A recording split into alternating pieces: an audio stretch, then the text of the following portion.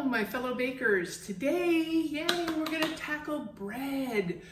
I know it scares the crap out of most of you, but really you don't have to. It's pretty simple. Baking is a science, bread is a science. So if you follow these instructions, you're gonna have a really good bread. And this recipe is my go-to thanks to my lovely sister-in-law, Charlene Habermeyer, who gave me this recipe about 30 years ago, and it's all I've used ever since. It makes yummy yeast rolls, dinner rolls. You can also use it to make cinnamon rolls. I've also used it to make what we're having for dinner, which is I'm going to make this dough. I put ham and Swiss cheese and a little Sweet Baby Ray's honey mustard in it and bake it. So it's like a loaf with ham and cheese inside. It makes a great dinner. You can also split it, like for just the two of us, I take this recipe and sometimes I do like 9 dinner rolls and 4 cinnamon rolls, and that'll keep us for a week or so. Of course, it's bread. You can also make just a standard loaf of bread, but if you don't have a bread machine like I do, and all I use my bread machine for is to make dough. It keeps the mess contained. It kneads it, gets it through its first rise, and then I punch it down, form it, let it go through its second rise. You have to plan ahead for bread because it does take a while.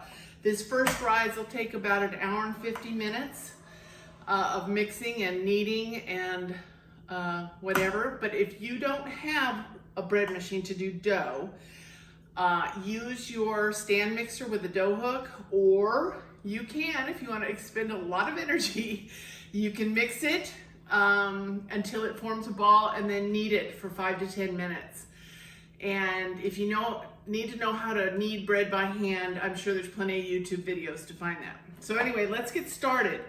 First thing we're going to talk about is yeast. I use SAF instant yeast. This is a block of it. It comes like a brick. When you put air to it, it expands. And I keep mine in an airtight, sealed, it's got a seal on it, container in the freezer. It's the best way to keep yeast fresh, and you want fresh yeast because we're going to go through a proofing step here, and if your yeast does not bubble, do not go any further. It means your yeast is old. It's not going to work. So first thing we do is we take, and in the comments I've posted the recipe for this, but first we're going to take a glass measuring cup, and we're going to put a 1/4 cup of warm, not hot, but what I do is put it on hot water and I run it over my measuring cup to warm up the cup, because I keep my house kind of cool.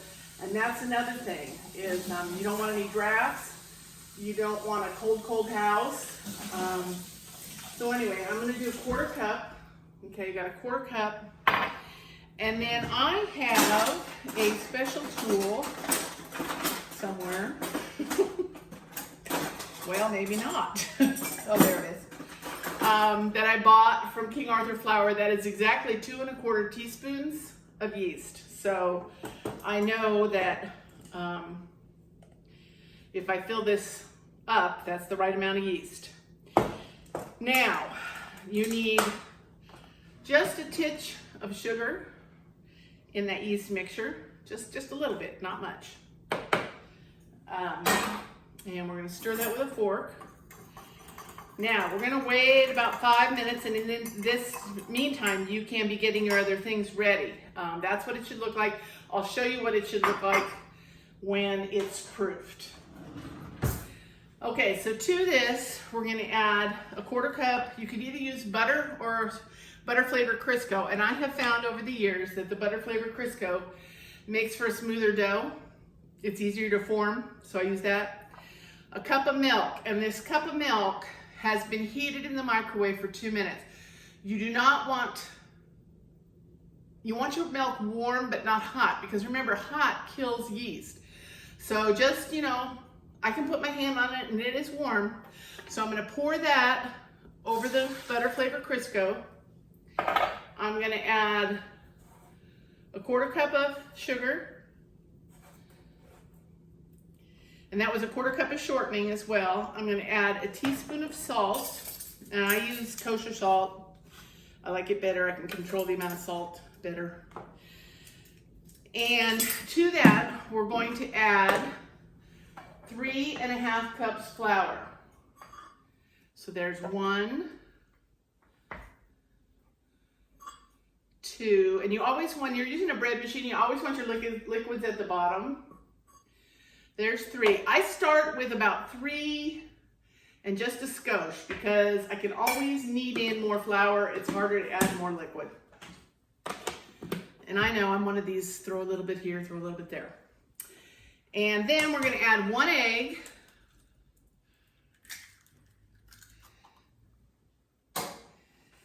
Okay, and then we're going to add our yeast. Now I'm gonna bring this over so you can see this. It's bubbly, it's got bubbles in it, it's working. So we're gonna shoot that, we're just gonna put that right on top of everything else in there. Make sure you scrape it out and get all that yeast. Then, the easy part, since I have a bread machine, to drop it in there, put it on the dough setting, and start it. Now, I will be back to show you what your dough should look like after it finishes kneading it, before the first rise. And that's all there is to bread. It's what you do with it afterwards that makes a difference. So, I'll be right back. Halfway through its first mixing cycle, where it's mixing and kneading the dough. And I did have to add about another quarter cup of flour to it because it wasn't pulling away from the sides like it is now. So now it's good. I'm gonna let it finish going and I'll show you what it looks like once it starts to rise. Here it is after it's finished kneading. This is what you want. It's kind of sticky. You can push your finger down in it, but it shouldn't be super sticky. If you're doing this by hand or by dough hook, this is what you want to have look at. Now, if you're doing this by dough hook and a mixer, you'll want to just slightly grease a bowl. I use a little canola oil and a deep bowl. Coat your ball of dough, put it in that bowl, put a heavy towel over it, like a heavy cotton dish towel. And I put mine in the microwave. I'm going to shut that so it keeps it warm. That's one nice thing about the bread machine. Okay, so my bell just went off on my dough saying it's ready to roll out. And you can see I've got a nice full bucket of bread. And I'm going to dump it out. Here we go.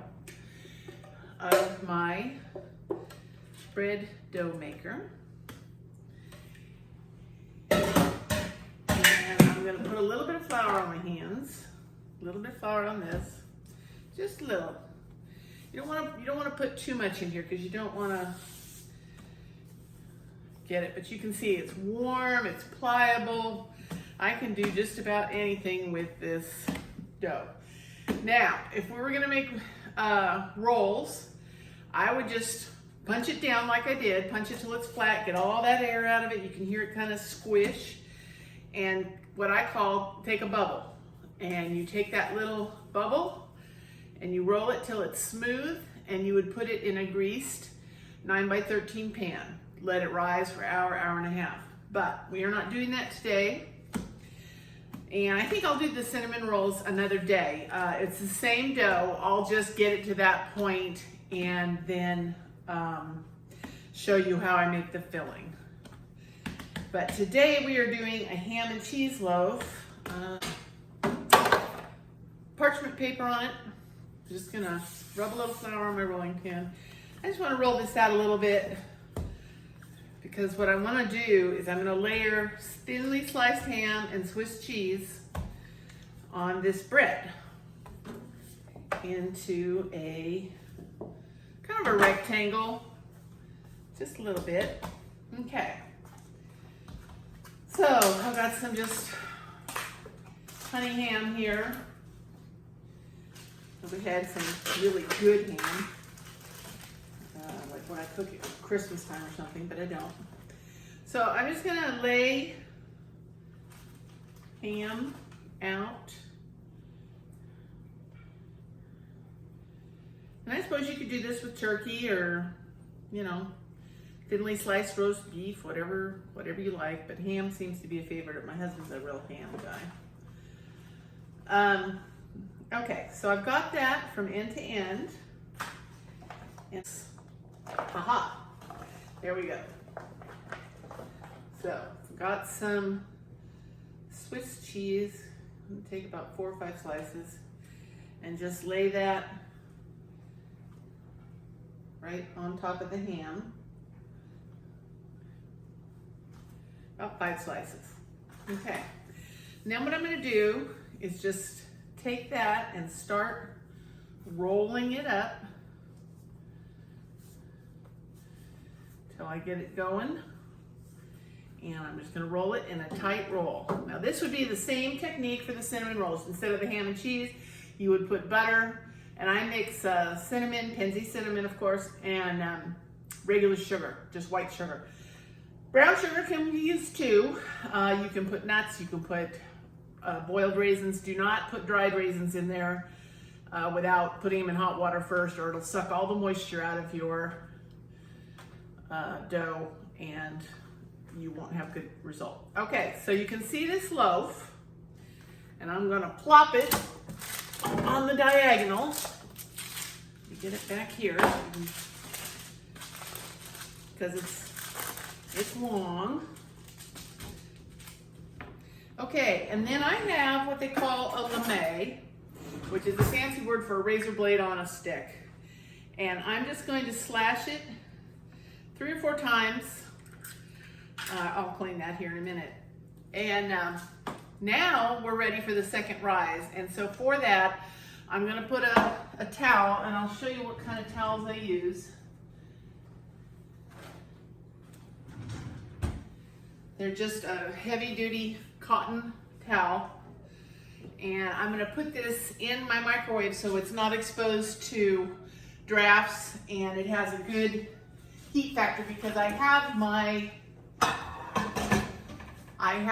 oven preheating to 375 degrees already so that it's good and warm. So in about an hour and a half, I'll check it at an hour, but it's about an hour and a half, it'll be risen and we will be ready to pop it in the oven.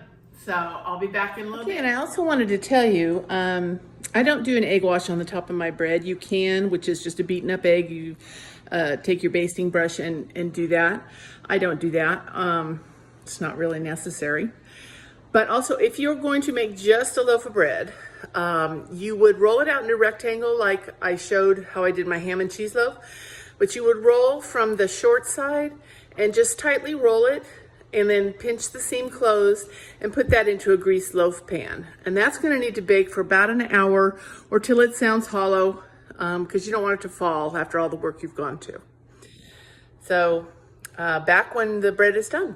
Okay, our bread came out of the oven. This is my ham and cheese loaf that I will let cool a little bit before I slice, but it sure smells good and it looks good, and I'm sure it'll taste really good. I'm just gonna serve it with some oranges, sliced oranges, and that's it. That's basically bread in a nutshell. You'll use this recipe a lot for different things as you discover, but we really like it. It's always been a good recipe, like I said, from my sister-in-law Charlene. I'll post the recipe in the comments, and I hope you give bread a try. We're also going to be making my Italian loaves and also my sourdough bread in a different, both of those in different videos. So watch for those, because I'm kind of doing these things as I make them so you can learn how to cook from scratch if you haven't been doing it or you just need a new recipe. Okay, love and health to all of you. God bless, be kind. Sharing is caring with baked goods. So, you know, give a loaf to someone you love. This makes a great thing to take to church potlucks too. You can slice it up and it's good. Okay, talk to you later.